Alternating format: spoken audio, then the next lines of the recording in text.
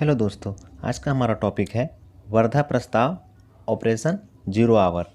इसको हम लोग पढ़ेंगे आज। और इसके पिछले वीडियो में हम लोग यानी कि इस मॉडर्न हिस्ट्री के जो मॉडर्न हिस्ट्री पढ़ रहे हैं हम लोग, इसके पिछले वीडियो में अगस्त प्रस्ताव, पाकिस्तान की मांग, क्रिप्स प्रस्ताव और फिर भारत छोड़ो आंदोलन।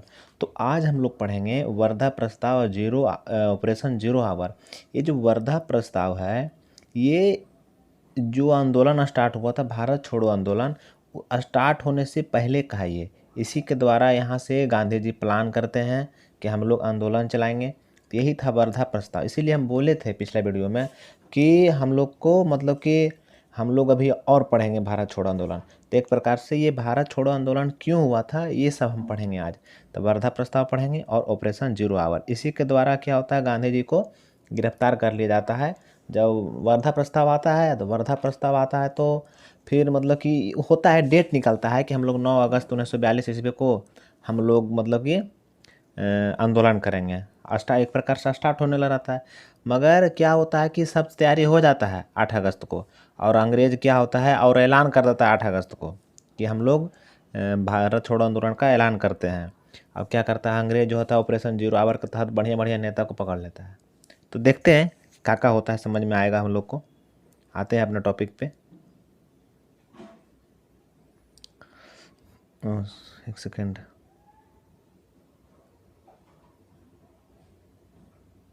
हम लोग अपना टॉपिक पे आते हैं।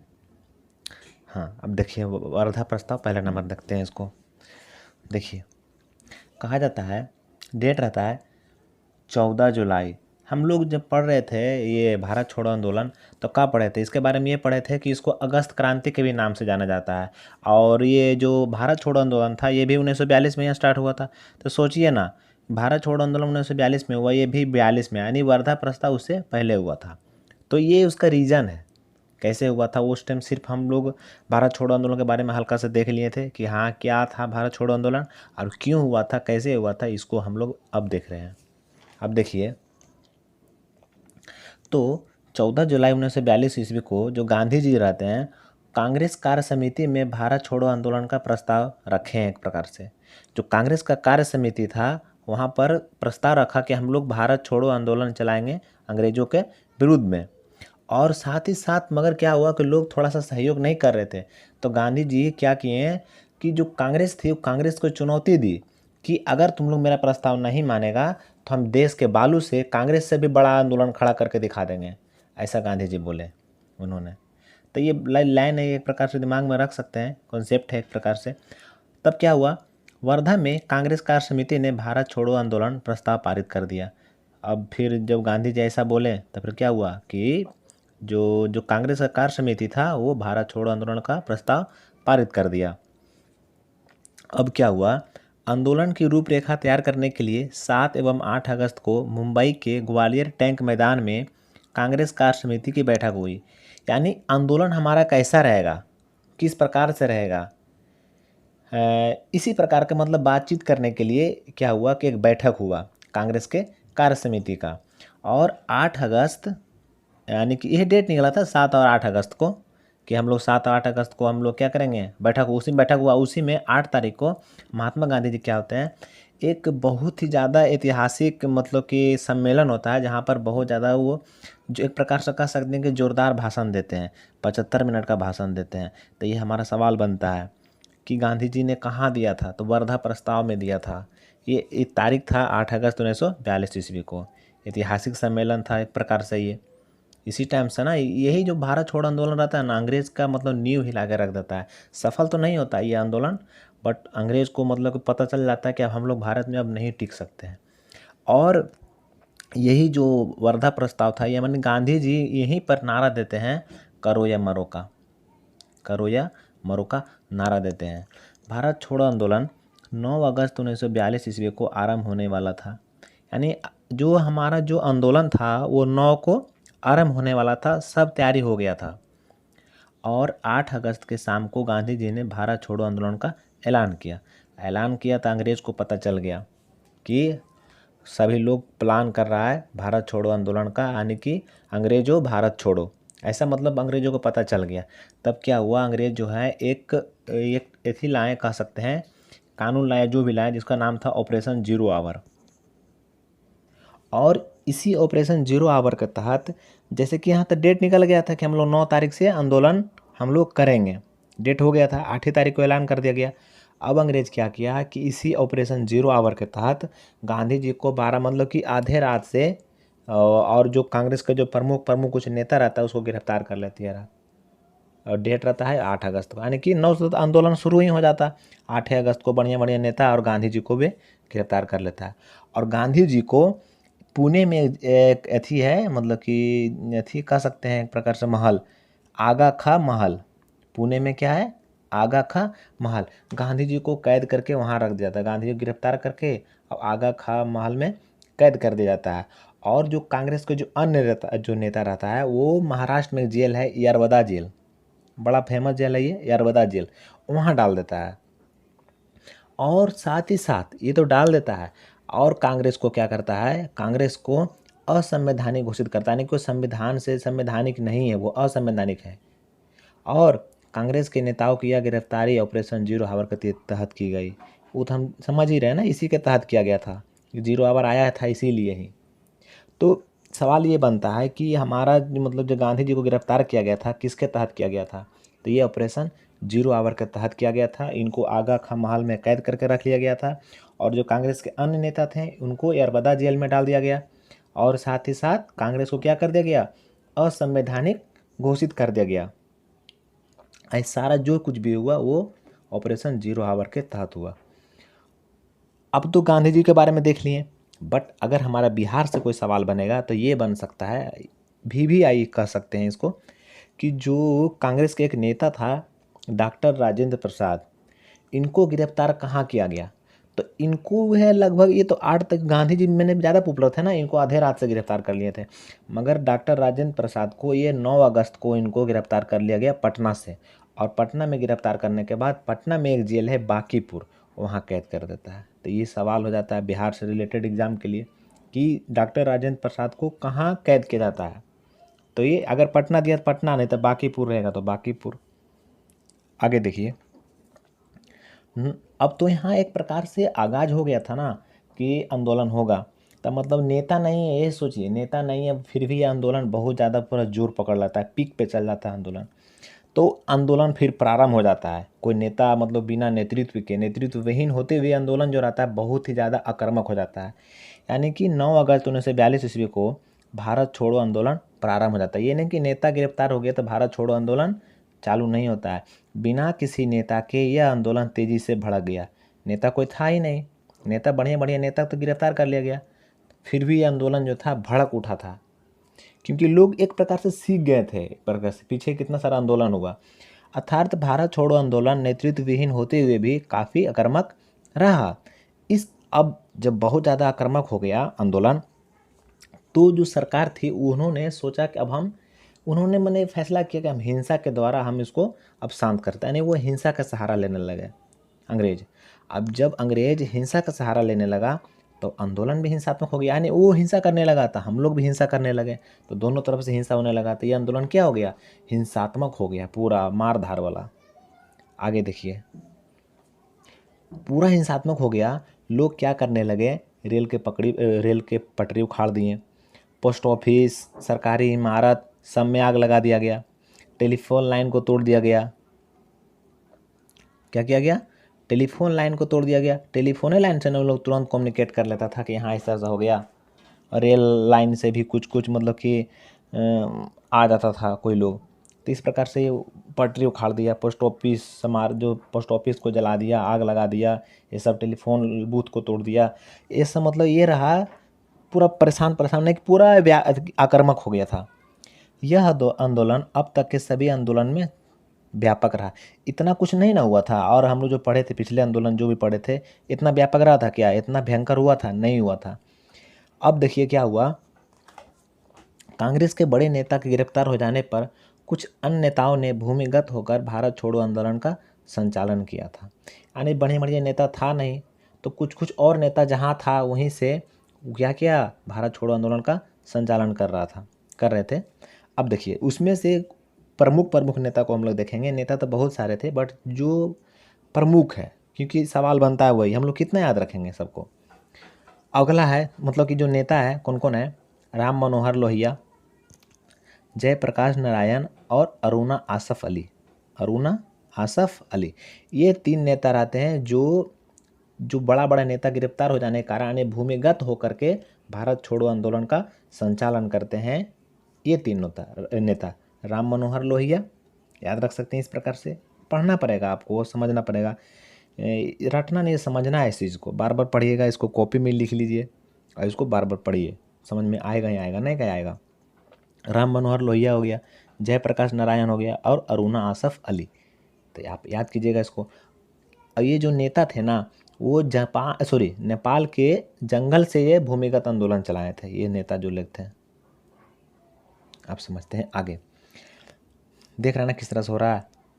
और फिर क्या होता है, यहाँ पटना में 11 अगस्त को, कब, 11 अगस्त 1942 ईस्वी को पटना के 7 छात्रों ने सचिवालय पर झंडा फहराने के लिए अपनी शहादत दे दी।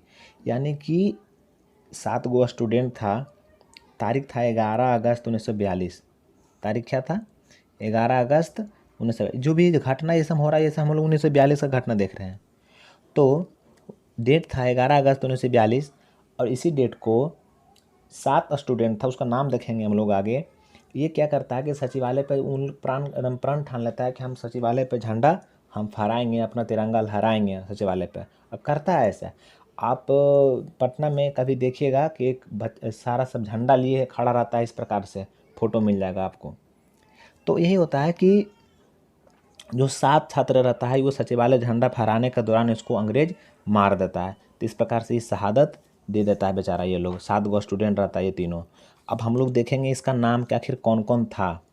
आखिर जो शहादत देने वाला, जो शहीद होने वाला जो 7 गो छात्र था, कौन कौन था, उसमें से पहला नंबर है उमाकांत प्रशांत सिन्हा। ये जो था ये छपरा का था, सारण छपरा। ये लगभग ना ये 9th का स्टूडेंट था, ये 9th का स्टूडेंट था ये। तो पहला कौन हो गया, उमाकांत प्रशांत सिन्हा, ये सारण छपरा का स्टूडेंट था, बेचारा शहादत दे दिया। दूसरा रामानंद सिंह, ये धनरुआ का था, पटना में धनरुआ जगह है एक, वहाँ रामानंद सिंह, ये हो गया। तीसरा सतीश प्रसाद झा, ये भागलपुर से था। जगपति कुमार, ये औरंगाबाद से, खराटी जगह है वहाँ से। देवी पद चौधरी, ये जमालपुर से। राजेंद्र सिंह सारण से 2 हो गए, एक उमाकांत प्रसाद सिन्हा और एक हो गया राजेंद्र सिंह, और एक लास्ट हो गए राम गोविंद सिंह, ये भी पटना से थे, जिन्होंने सचिवालय पर झंडा फहराने के दौरान क्या किए, शहादत दे दिए।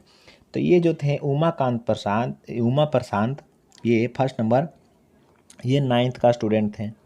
और वैसा ही स्टूडेंट ये रामानंद थे, ये भी 9th के ही स्टूडेंट थे ये।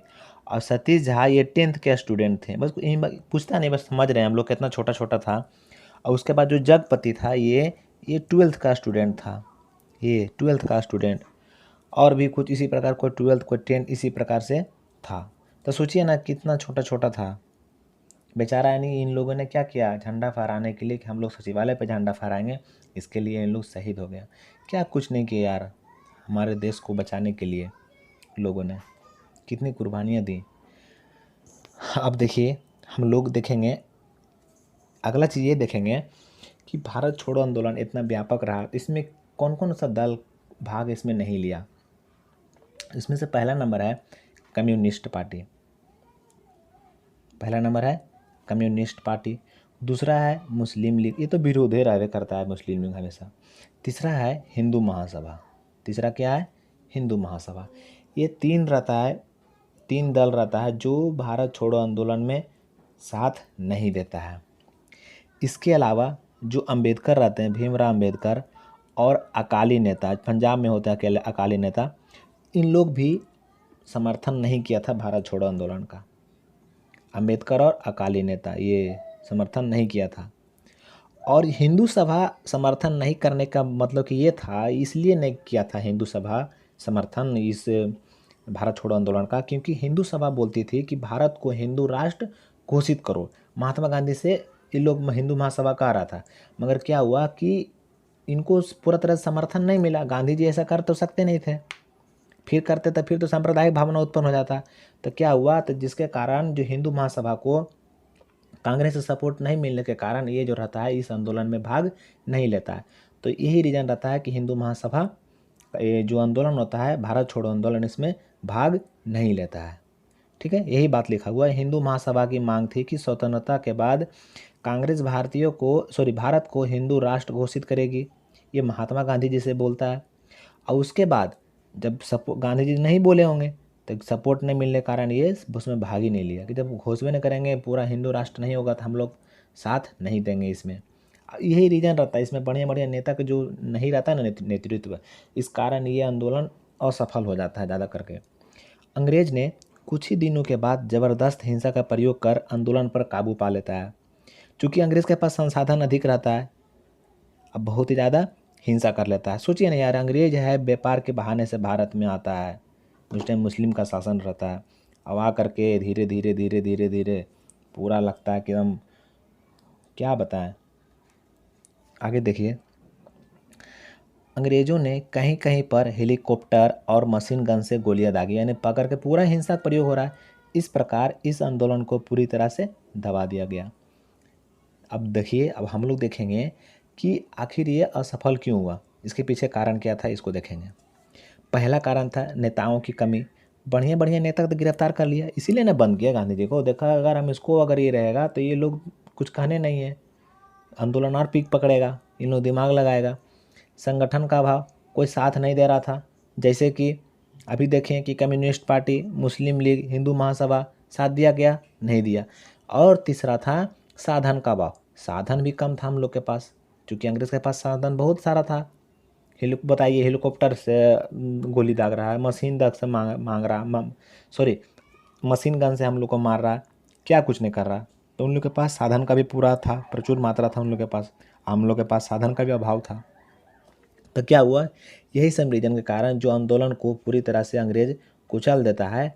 मगर अंग्रेज को फिर यह महसूस हो जाता है, यह बात सोचने पर वो मजबूर हो जाता है कि अब भारत में हम लोग नहीं रह सकते, अब मुश्किल है भारत में रहना के लिए, अब हम लोग भारत में नहीं रह सकते हैं। अब जब इतना कुछ हुआ ना, तो क्या करता है अंग्रेज कि सारा दोष गांधी जी पर लगा देता है। क्या करता है कि आप ही के कारण इतना हिंसा हुआ, सब दोष गांधी जी पर लगता है। तब क्या होता है, गांधी जी क्या करते हैं ना कि गांधी जी जेल में ही 21 दिन का आमरण अनशन कर देते हैं।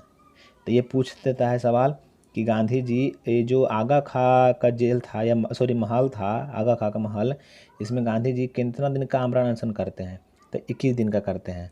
और जब गांधी जी यही रहते हैं, आगा खां में जब कैद रहते हैं, तो इनकी जो पत्नी रहती है कस्तूरबा गांधी, ये मर जाती है, इनका मृत्यु हो जाता है। और जो एक सचिव रहता है जिसका नाम रहता है महादेव देसाई, इनका भी मृत्यु हो जाता है। तो इनका बहुत प्रमुख आदमी इनके जीवन से चला जाता है, एक इनकी पत्नी और दूसरा इनका एक सचिव चला जाता है। तब जा करके गांधी जी को 9 मई 1944 42 में, सोचो ना, 42 में गिरफ्तार किए, जाके 44 में छोड़ी। 9 मई 1944 ईस्वी को महात्मा गांधी को जेल से रिहा कर दिया जाता है।